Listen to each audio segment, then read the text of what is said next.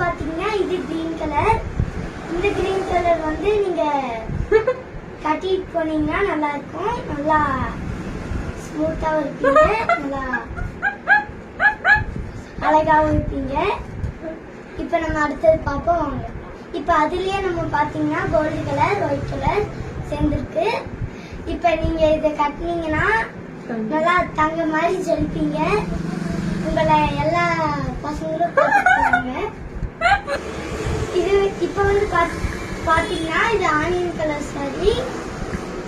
இது வந்து onion colour sorry, அப்புறம் ஒயிட் கலர்ல இருக்கும். இப்ப இது வந்து பாத்தீங்கன்னா blue colour, blue and white.